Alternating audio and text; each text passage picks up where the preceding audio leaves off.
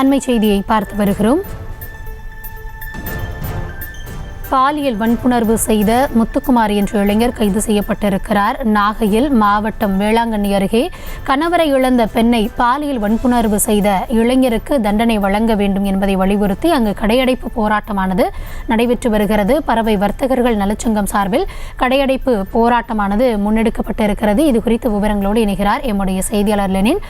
வணக்கம் லெனின். தற்பொழுது அங்கு வியாபாரிகள் கடையடைப்பு போராட்டத்தை முன்னெடுத்து இந்த குற்றச்சம்பவத்தில் ஈடுபட்டவனுக்கு உரிய தண்டனை வழங்க வேண்டும் என வலியுறுத்தி வருகிறார்கள். ஏற்கனவே அவர் கைது செய்யப்பட்டிருக்கிறார். அவர்கள் தரப்பிலிருந்து முன்வைக்கப்பட்டிருக்கிற கோரிக்கைகள் என்ன? விரிவான விவரம். கௌதமி, நாகப்பட்டினம் மாவட்டம் வேளாங்கண்ணி அருகே தெற்கு பொய்கநல்லூரில் கணவரை இழந்த சுமார் 40 வயது மதிக்கத்தக்க ஒரு பெண்ணும் 16 வயது மதிக்கத்தக்க மகளும் தனியாக வசித்து வந்த நிலையில் கடந்த 18ஆம் தேதி நள்ளிரவில் பாலியல் பலாத்காரம் செய்ய முயன்றுள்ளான். அப்போது மகள் தப்பி ஓடிய நிலையில் தாயை விரலை கடித்து துண்டித்தும் சத்த போடாமல் இருக்க வாயில் மண்ணை கொட்டியும் பல்வேறு இடங்களில் காயப்படுத்தியும் சித்திரவதை செய்து அருகில் உள்ள கொல்லைப்புறத்தில் தூக்கி வீசி சென்றுள்ளான்.